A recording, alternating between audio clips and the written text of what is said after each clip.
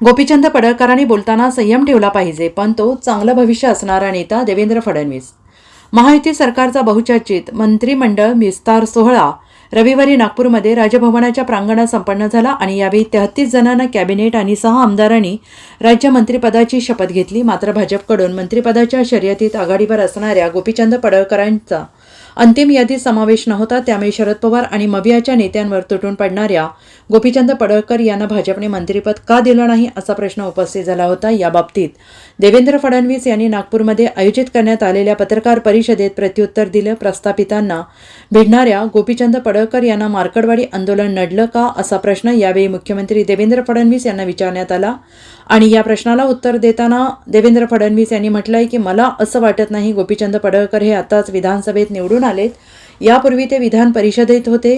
गोपीचंद पडळकर हे उत्तम काम करणारे कार्यकर्ते आहेत. ते थोडे आक्रमक आहेत हे निश्चितपणे आम्ही त्यांना सांगितलं आहे की बोलताना त्यांनी संयम ठेवायला हवा, पण गोपीचंद पडळकर हे एक चांगला भविष्य असणारा नेता आहे असंही देवेंद्र फडणवीस यांनी म्हटलं आहे.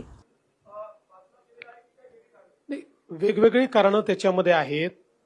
अनेक वेळा काही मंत्र्यांना याकरता घेण्यात आलेलं नाही. मी भाजपचं सांगतो आमच्याकडे की पक्षाने त्यांना काही वेगळी जबाबदारी द्यायचं ठरवलेलं आहे.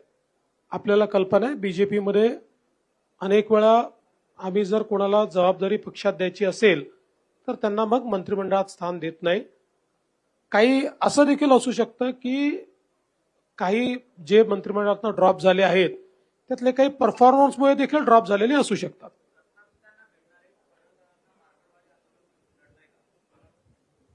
मला असं वाटत नाही.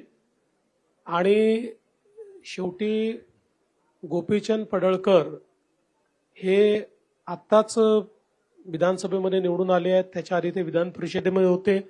उत्तम काम करणारे कार्यकर्ते आहेत. थोडे ॲग्रेसिव्ह आहेत.